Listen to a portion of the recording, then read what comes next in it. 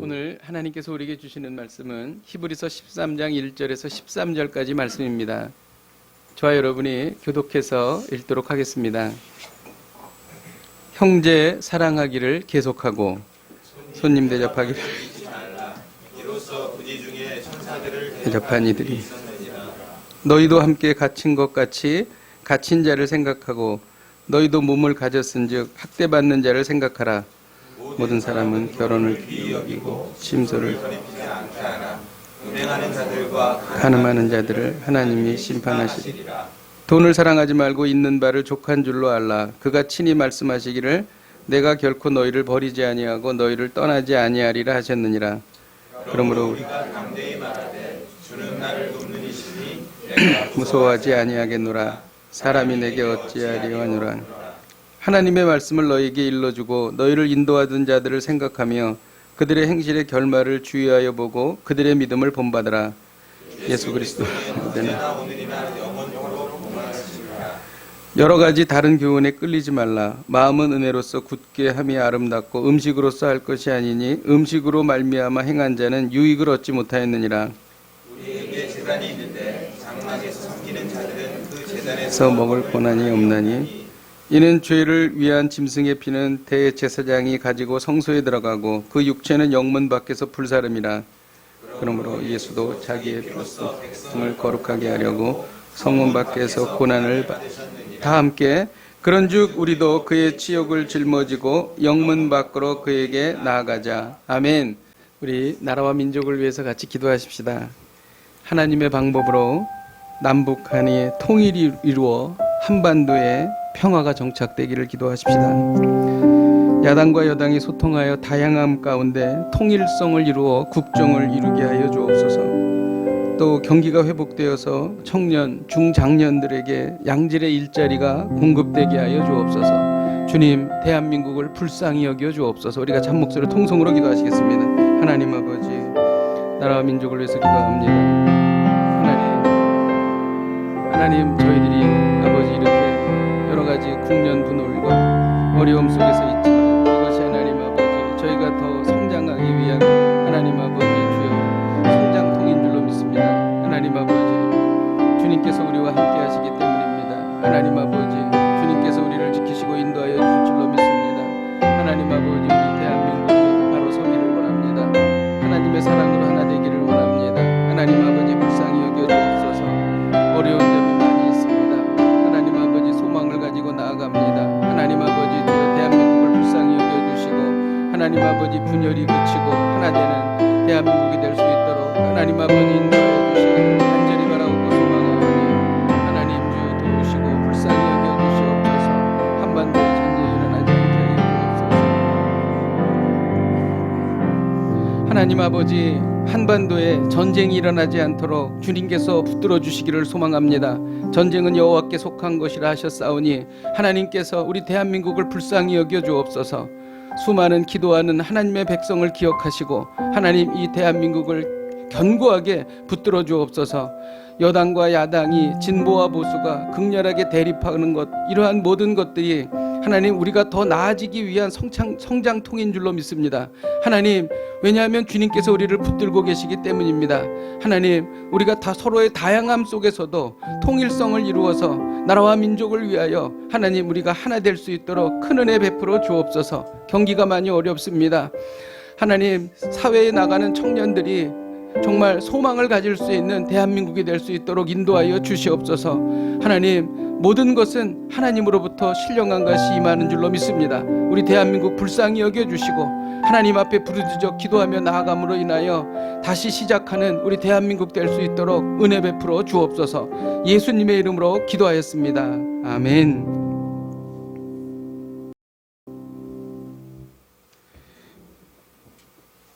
우리는 지금 히브리서의 마지막 장인 13장까지 왔습니다.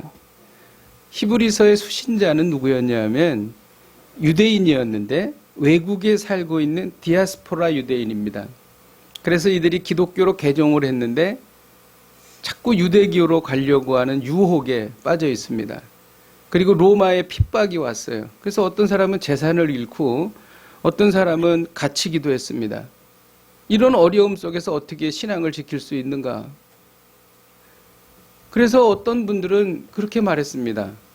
주님이 살아계시다면 왜 주님이 재림하지 않으시는가? 다시 오시지 않는가? 근데 그 당시의 사람들은 자기 세대에 주님이 올 줄로 알았어요. 그런데 시간이 지나도 주님이 오시지 않는 겁니다. 여기에 대해서 갈등을 느끼고 실족하고 있었습니다. 그래서 어떤 사람들은 모임에 나가지 않는 거예요. 그래서 성경에 모이기를 표하는 어떤 자들과 같이 하지 말라라는 말씀이 여기에서 나온 것입니다. 이들은 예수님을 믿었고 또 구원을 받았는데 고난이 오는 겁니다. 이 고난도 보통 고난이 아니라 감당할 수 없는 고난이 막 오기 시작하는 겁니다. 여기에 초점이 있습니다. 여러분, 예수님은 십자가상에서 다 이루었다 말씀하셨습니다. 우리는 구원을 얻었습니다. 우리 안에 성령님이 계십니다. 그런데 왜 고난이 옵니까? 왜 어려움이 옵니까? 우리는 그냥 정말 이 정도에서 하나님께서 멈춰주시기를 바라요. 그런데 우리의 힘과 우리의 능력을 초과하는 어려움이 끊임없이 계속됩니다. 관계가 깨지고 삶의 기반이 무너지고 왜 이런 일이 생기는 것일까? 하나님 너무하신 거 아닙니까? 하나님 왜 저에게 이러십니까? 이렇게 우리가 하나님께 하소연을 할 때가 있습니다. 그에 대한 해답이 있습니다. 고린도전서 1장 18절입니다. 같이 한번 읽겠습니다. 시작. 십자가의 도가 멸망하는 자들에게는 하는 것이요 구원을 받는 우리에게는 하나님의 능력이라. 십자가의 능력이 너의 능력이 되게 하라는 거예요. 그래서 어쩔 수 없이 고난을 주시는 겁니다. 고난밖에 방법이 없어요. 십자가의 능력이 나의 능력이 되기 위해서는 강해져야 하는데 고난을 통해서만 강해질 수가 있다는 것입니다. 예수 그리스도는 십자가를 통과해서 구원을 이루셨습니다. 내가 너희에게 구원을 주었으니 너희들도 너희 스스로가 너희 몸으로 십자가를 통과하여 너희 구원을 한번 이루어 보라는 것입니다. 이것이 바로 우리가 인생 가운데 겪는 고난의 이유가 되는 것입니다. 십자가를 통과할 때 고통스럽죠. 하나님 죽을 것 같습니다. 하나님 미칠 것 같아요. 저는 이제 포기합니다. 저는 체념합니다. 이렇게 우리가 얘기할 수 있죠. 근데 그런 고난을 통해서 우리 안에 있는 헛된 욕심이 사라집니다. 거짓이 사라집니다. 더러움이 사라집니다. 교만이 사라진다는 거예요. 그 불순물을 빼기 위해서 어쩔 수 없이 그 과정을 통과해야 되는 것입니다.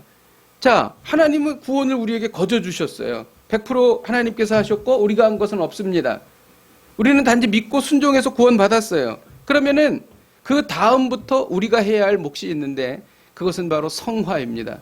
우리가 주님을 닮아가야 되는 것이죠. 그런데요, 배부르고 등 따스면은 주님을 닮아갈 수가 없습니다. 우리가 춥고 배고프고 고통스럽고 이런 과정 속에서 주님의 모습을 발견하게 돼요. 그리고 그것이 십자가이고 그 십자가를 우리가 짊어질 때에 우리가 변화될 수 있다는 것입니다. 저는 광저우에서 정말 교회가 나름대로 부흥을 했는데 다 그것이 물거품이 돼버리고 다시 이곳에 와서 개척교회를 시작하게 된 것에 대해서 가끔 생각을 합니다. 근데 이것이 저에게 유익이더라는 거죠. 과거에 제가 정말 참 문제가 있었구나, 부족했구나, 그런 생각을 제가 하게 돼요. 제가 이제는 제 스스로가 뭐를 내세울 게 하나도 없어요. 그러니까 제 마음이 낮아지고 더 주님께 가까이 갈 수 있는 그러한 시간이 되더라는 것이죠. 저도 이 이유를 확실히 모르지만 하나님께서 이 시간을 통해서 저를 빚어가신다는 것은 분명합니다. 이것이 바로 우리가 당하는 고난의 이유가 되는 것입니다. 볼까요 한번? 하나님께서 이스라엘에게 가나안 땅을 주시겠다 그랬죠. 젖과 꿀이 흐르는 땅을 주시겠다고 말씀하셨어요. 그래가지고 신나서 가나안 땅으로 들어갔죠. 온갖 기적과 이적을 경험하면서 들어갔는데 뭐가 있었어요? 기골이 장대한 가나안 족속이 있었습니다. 도저히 싸워서 이길 수가 없는 사람들이었고 그들은 무기 자체가 달라요. 철병거예요. 철기 문화를 갖고 있었고 이스라엘 사람들은 청동기 문화입니다. 이거 싸울 수 없어요. 이길 수 없습니다. 그래서 12지파 중에서 10지파가 낙심했죠. 체념했습니다. 왜 이런 일을 허락하실까? 하나님께서 가나안 땅, 젖과 꿀이 흐르는 땅을 주신 것은 허가해 주신 거예요. 아직 취득한 것이 아닙니다. 그죠? 그러니까 그 땅에 들어가서 네 힘으로 싸워서 쟁취해서 이겨서 네 것으로 만들라는 겁니다. 그 이유가 뭔지 아세요? 그냥 거저주면은 그것을 유지할 수가 없어. 그러니까 그것을 싸우고 쟁취하는 과정 가운데 힘이 생기는 거예요. 영성이 생기는 것입니다. 그리고 그 하나님이 주신 복을 누릴 수 있는 자격을 얻을 수 있는 거예요. 그러니까 싸워서 이기라는 것입니다. 다 그렇습니다. 하나님께서 우리에게 약속을 주십니다. 근데 그 약속은 허가예요. 그것을 싸워서 이겨서 쟁취하는 건 누가 하는 것이다? 우리가 하는 거예요. 그러니까 인생이 피곤한 겁니다. 고통스럽습니다. 그래서 바울이 그렇게 말한 겁니다. 두렵고 떨림으로 구원을 이루라. 구원은 받은 줄 알았어요. 받았어요, 분명히. 그런데 구원은 또 이루어가야 한다는 것입니다. 십자가의 고난만큼 좋은 것이 없는 거예요. 억울하십니까, 여러분? 속상하십니까? 여러분, 그래서 우리의 삶이 괴로운 거예요. 하나님께서는요, 우리에게 완전함을 요구하지 않습니다. 우리가 부족한 거 알아요. 우리가 쓰러지고 넘어지고 그리고 또 실패하고 좌절하고 낭망하고 이러한 과정을 다 아십니다. 그런데 이것을 통해서 완벽한 것을 만들어내라고 하는 것이 아니라 이것을 통해서 우리를 만들어 가시는 것이죠. 하나님은요, 우리에게 완벽한 것을 다 만들어서 준비해 주시는 않으십니다. 물론 주시기도 하세요. 그건 뭐냐면 이 세상을 다 살고 저 영원한 새 예루살렘에 가면 거기는 완벽하게 준비된 것이 있습니다. 그러나 이 땅에서 살 때는 그렇지 않다는 거예요. 그래서 하나님께서 이 어려움을, 이 고난을 어떻게 싸우며 이기고 나갈 수 있는가에 대해서 무기를 주십니다. 하나님께서 우리에게 무기를 주실 때에 재물이나 또 여러 가지 우리가 이 세상에서 가시적인 쓸 수 있는 것들을 주시면 참 좋겠는데 대부분 그런 것들은 아니고 하나님이 우리에게 주시는 무기는 하나님의 영광입니다. 하나님의 위대함입니다. 그리고 말씀을 주시는 거예요. 너희들이 그 십자가의 고난을 세상에서 얻을 수 있는 세상적인 방법인 인맥이나 학벌이나 재물 이런 것으로 싸워서 이기는 것이 아니라 나의 영광, 나의 위대함 그리고 말씀을 갖고 싸워서 이기라. 그리고 내가 너에게 허락한 생명 그리고 믿음 그리고 소망 이것을 갖고 싸워서 이기라는 것입니다. 여러분, 이것이 바로 우리의 삶 속에 숨겨져 있는 비밀인 것입니다. 말도 안 됩니다. 어떻게 그렇게 싸워서 이길 수가 있어요? 여러분, 승리한 사람이 이렇게 해서 승리한 사람이 많을까요? 적을까요? 물론 많지는 않겠죠. 하지만 무지하게 많습니다. 히브리서 12장 1절에 이렇게 기록하고 있어요. 이러므로 우리에게 구름같이 둘러싼 허다한 증인들이 있으니 이 모든 무거운 것과 얽매이기 쉬운 죄를 벗어버리고 인내로서 우리 앞에 당한 경주를 하며 이들이 인내로서 우리 앞에 당한 경주를 한 거예요. 이 허다한 증인들, 우리의 믿음의 선조들, 우리가 믿음의 경주를 하고 있는데 옆에서 박수를 치면서 힘들지요, 고생합니다, 쉽지 않습니다. 그러나 믿음으로 싸우십시오. 믿음이 최고입니다. 하나님께서 함께 하십니다. 반드시 이길 수 있습니다. 우리도 이 길을 다 겪어간 사람들입니다. 라고 박수치는 허다한 증인들이 무수하게 많다는 것입니다. 여러분, 이것이 바로 우리를 격려하는 것이죠. 이들이 바로 하나님, 이 어려운 세상의 고난, 그들이 지고 갔던 십자가를 영광과 하나님의 위대함과 말씀으로 싸워서 이긴 사람들이라는 것입니다. 하나님은 길을 주시기도 하세요. 하지만 대부분의 경우는 하나님이 길을 주시지 않으십니다. 너희들이 그 길을 만들어 가라는 것이죠. 이를 통해서 우리는 강해지는 것입니다. 억울하시죠? 속상하시죠? 예. 근데 우리의 인생이 그래요. 예. 성경이 이것을 말하고 있고 히브리서가 이것을 말하고 있는 것입니다. 그런데 하나님께서는 우리 안에 성령님을 주셔서 우리의 힘으로는 할 수 없지만 하나님의 능력으로 이것을 할 수 있도록 행하십니다. 이것이 바로 복음이에요. 나는 할 수 없지만 주께서 하신다. 여러분, 히브리서가 기록된 목적이 뭡니까? 디아스포라 유대인들이 유대교로 자꾸 돌아가려고 하는 거예요. 이 부분에 대해서 히브리서 기자가 말하는 것입니다. 옛 언약은 우리를 새롭게 할 수 없다. 새 언약이 우리를 새롭게 할 수 있다. 옛 언약인 동물의 피는 우리의 죄를 용서할 수 없다. 그러나 새 언약인 예수 그리스도의 피가 우리의 죄를 용서한다. 이 이야기를 끊임없이 하고 있는 것입니다. 여러분, 구약의 속죄 제사가 어떻게 드려졌습니까? 레위기 4장에 보면은 속죄 제사가 나오는데 흠없는 송아지를 제물로 바칩니다. 그래서 제사장이 송아지를 잡죠. 그래서 피를 받습니다. 그리고 그 피를 들고 성막 안으로 들어갑니다. 그래서 성막 앞에서 손가락으로 피를 뿌립니다. 그리고 그 송아지의 내장 그리고 기름, 거풀들 이런 것들을 다 번제단 앞에서 태웁니다.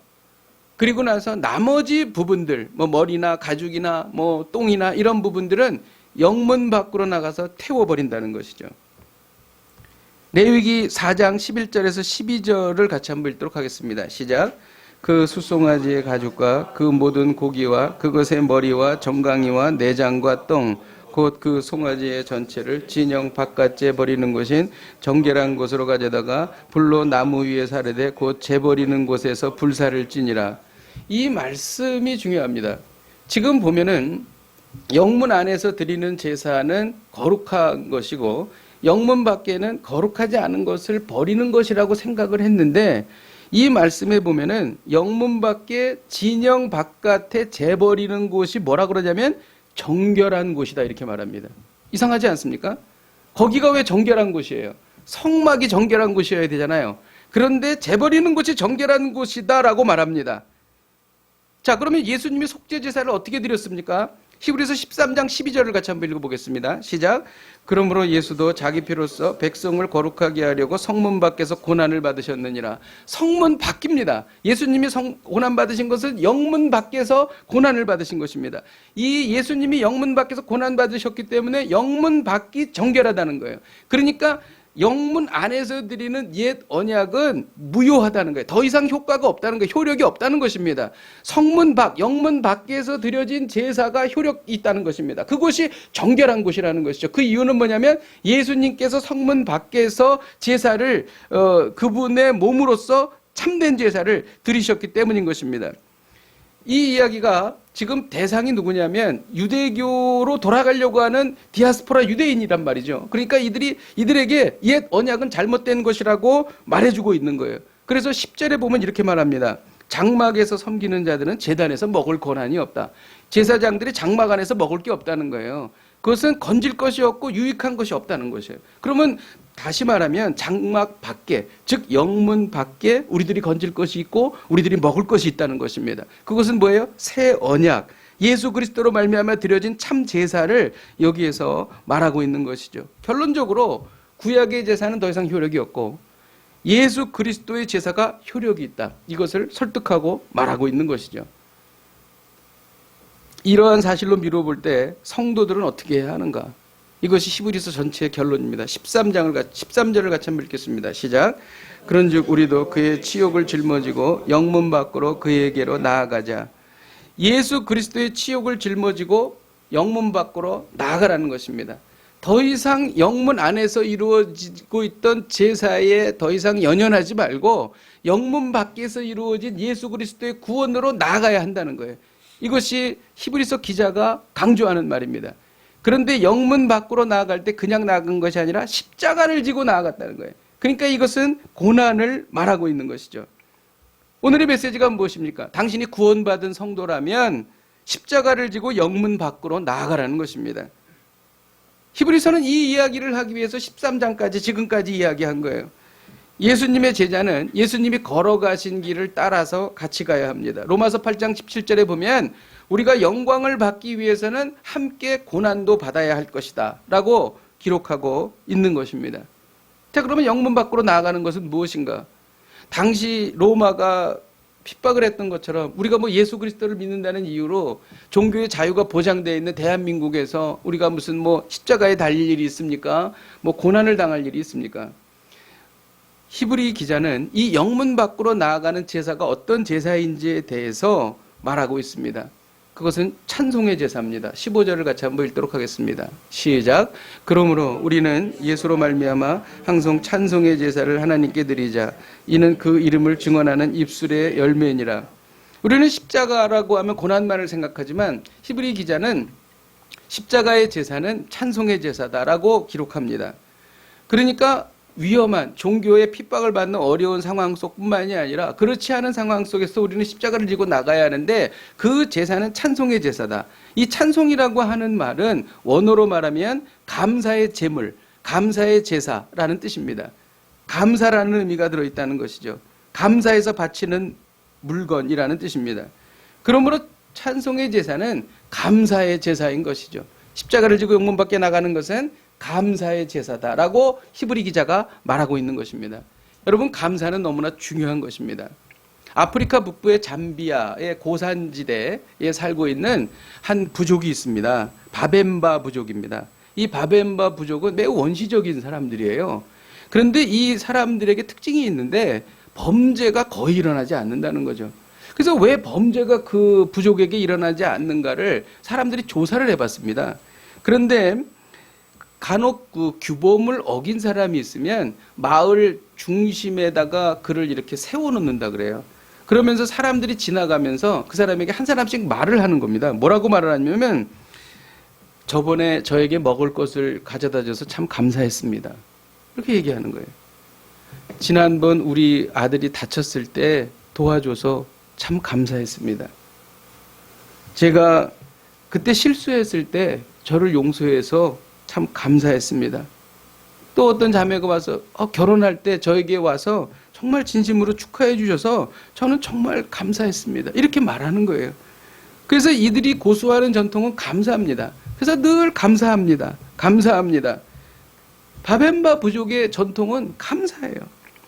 그래서 이 재판이 어떻게 끝나냐 하면은, 과거에 착했던 이 사람의 모습을 사람들이 다 깨닫게 함으로 인해서 이 부족장이 사람들 앞에서 이 사람이 새롭게 된 것을 축하해 주는 거예요.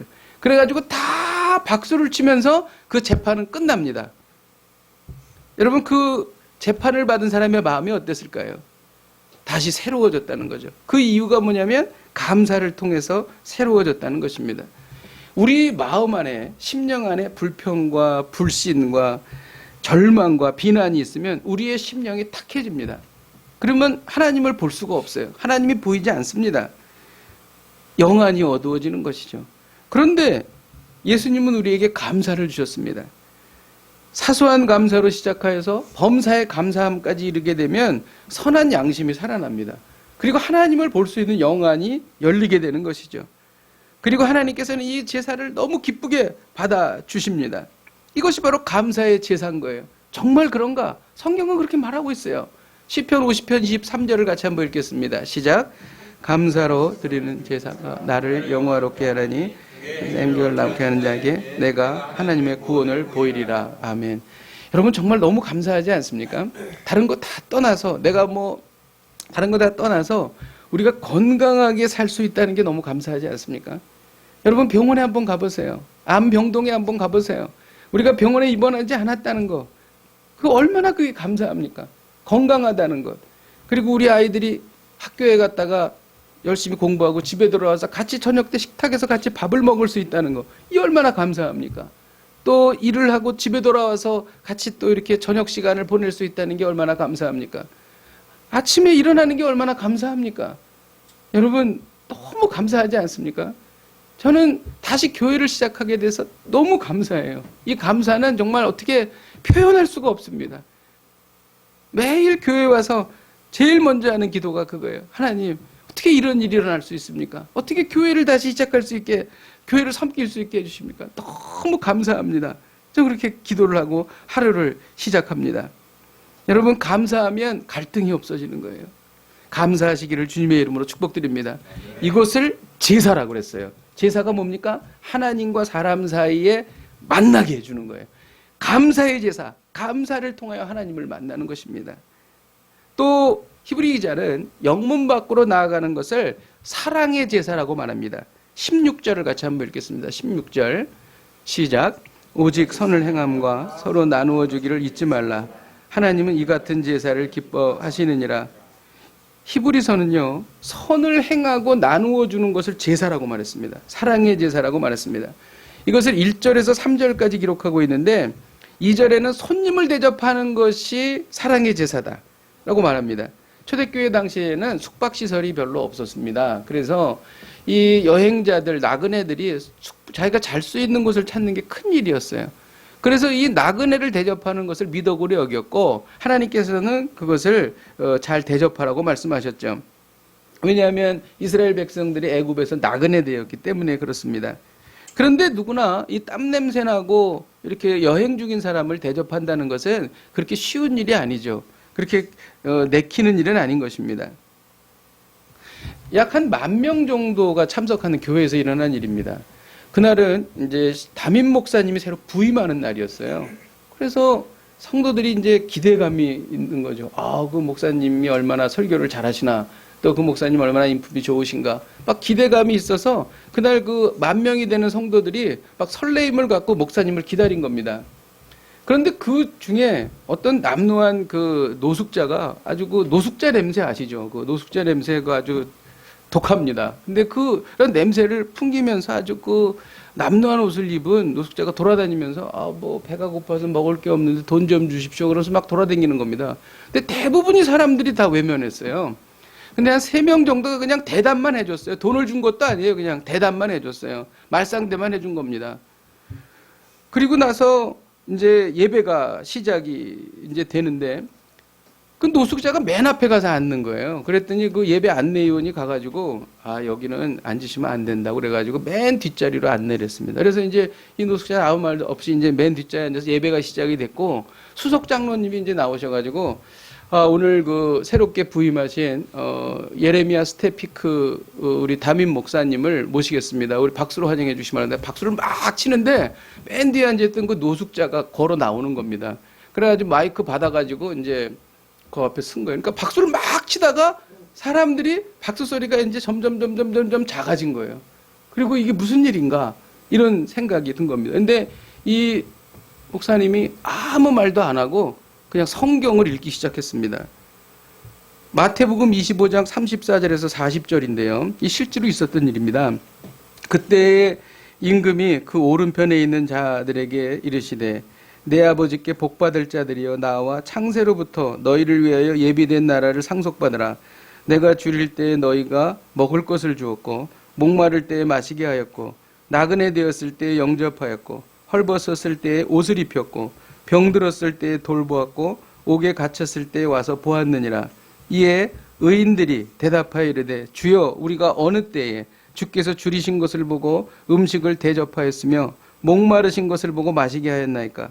어느 때에 나그네 되신 것을 보고 영접하였으며 헐부신 것을 보고 옷 입혔나이까. 어느 때에 병드신 것이나 옥에 갇히신 것을 보고 가서 배웠나이까. 하리니 임금이 대답하여 이르되 내가 진실로 너에게 이르노니 너희가 여기 내 형제 중에 지극히 작은 자 하나에게 한 것이 곧 내게 한 것이니라 하시고 여기까지 읽었습니다.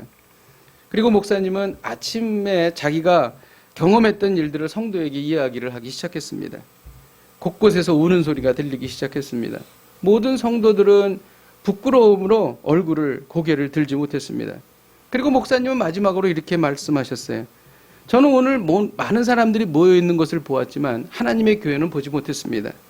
저는 오늘 많은 사람들을 보았지만 정말 그 예수님의 제자가 많지 않다는 것을 보았습니다.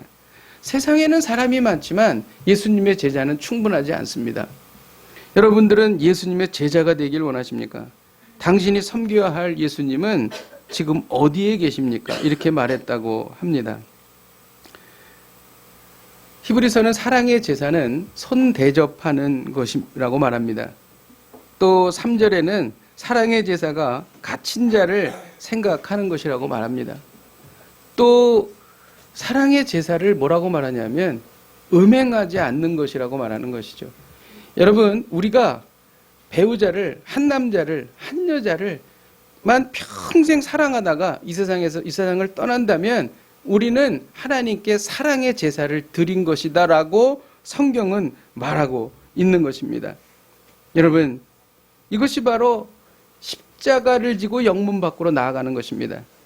우리가 십자가를 지고 영문 밖으로 나아가는 것은 우리가 무슨 십자가에 달려서 고난을 당하는 것이라고 생각하지만 그런 것보다는 더 우리의 일상에서 적용할 수 있는 것은 감사의 제사가 그거라는 거예요.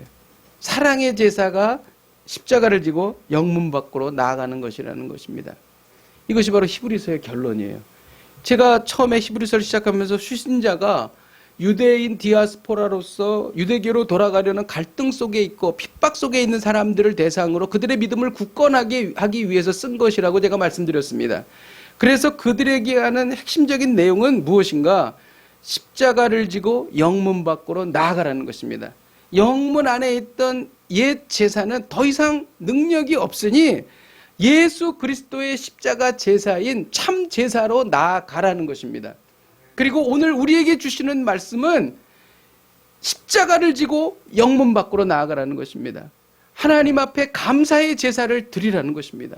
하나님 앞에 사랑의 제사를 드리라는 것입니다. 이것이 쉽지 않은 거예요. 그래서 십자가라는 말이 기록되었다고 저는 믿습니다. 여러분 주위에 우리가 십자가를 지고 영문 밖에 나가서 우리가 섬겨야 할 대상이 누구인가를 우리는 알아야 할 것입니다. 그리고 이 제사를 하나님 앞에 드려야 할 것입니다. 말씀을 준비하면서 주신 깨달음이 있습니다. 5절에 보면 돈을 사랑치 말고 있는 바를 족한 줄로 알라고 기록합니다. 성경에 많은 죄가 등장합니다. 여러분 그 많은 죄 중에서 가장 많이 나오고 가장 심각한 피해를 준 죄가 뭐라고 생각하십니까?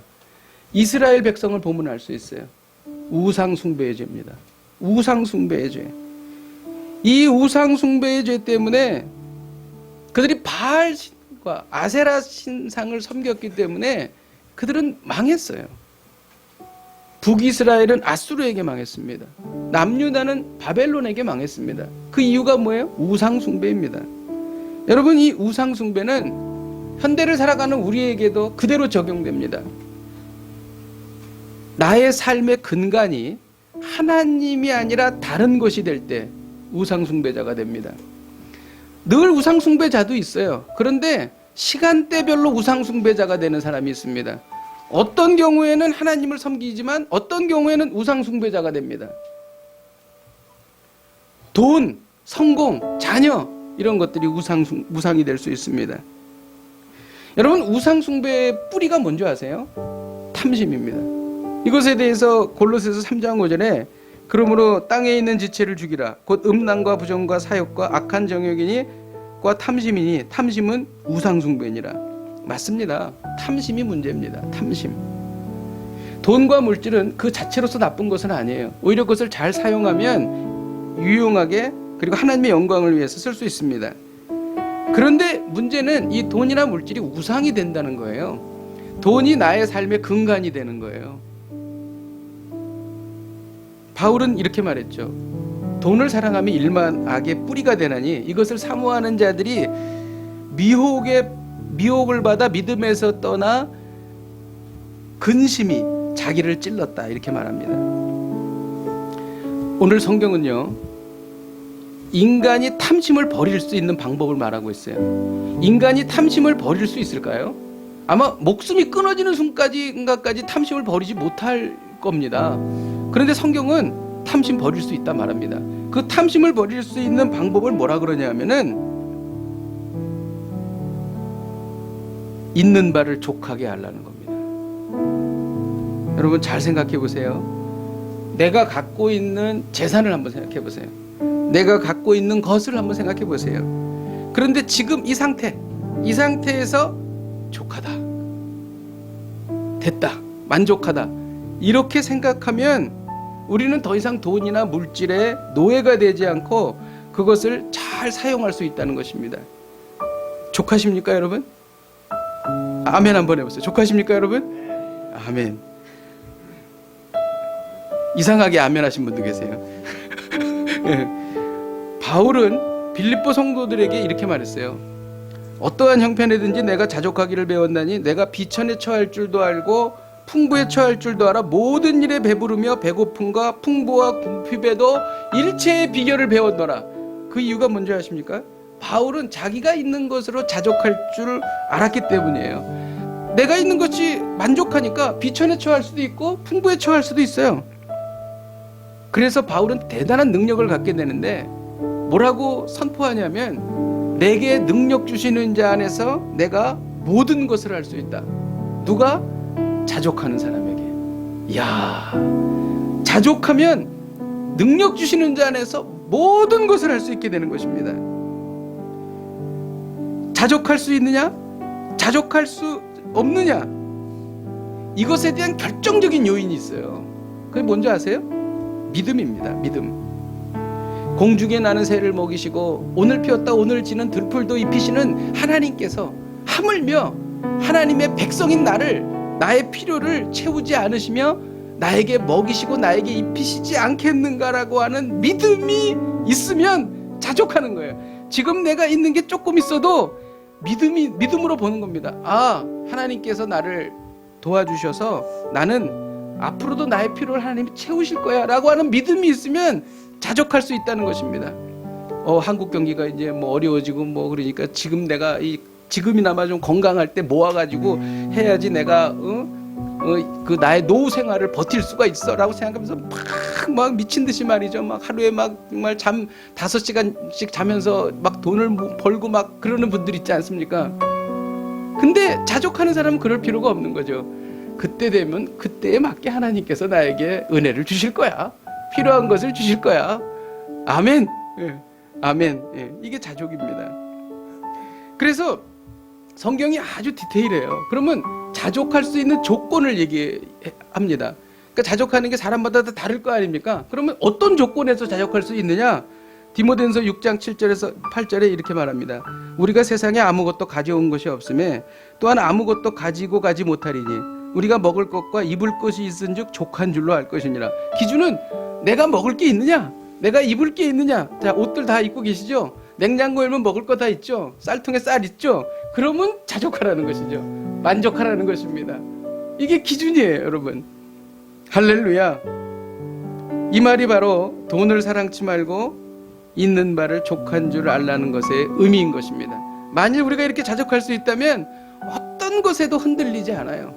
그리고 깨끗한 영혼으로 우리 하나님 바라보고 살 수 있다는 것입니다.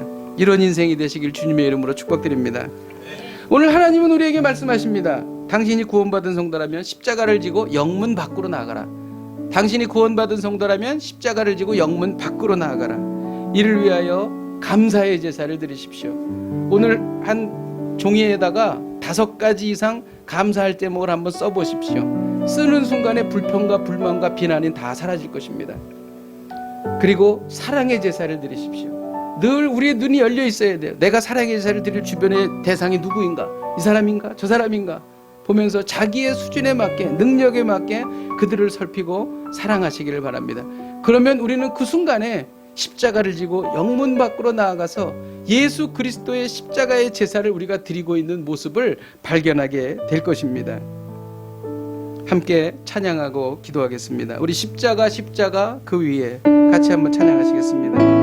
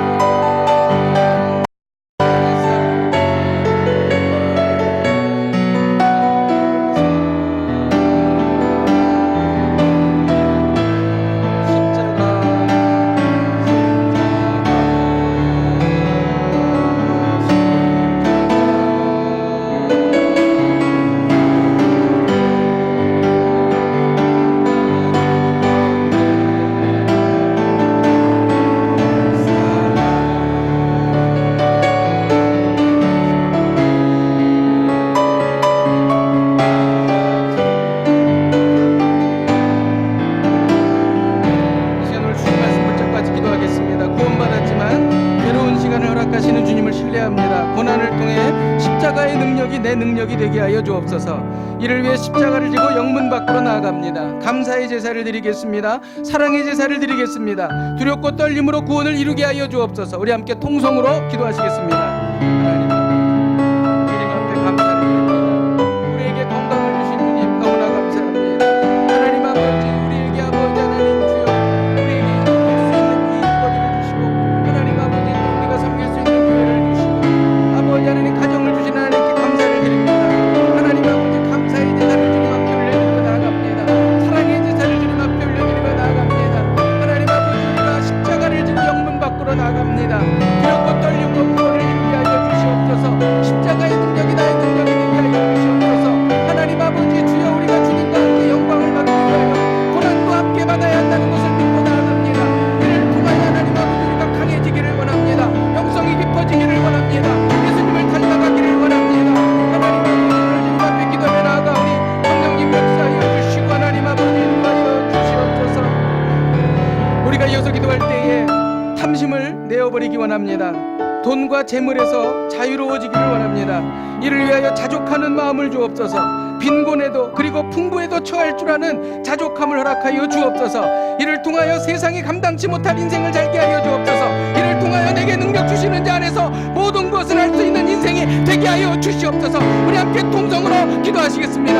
하나님 아버지 우리 안에 있는 탐심을 버리고 하나님 아버지 재물에서 자유로워지기를 원합니다.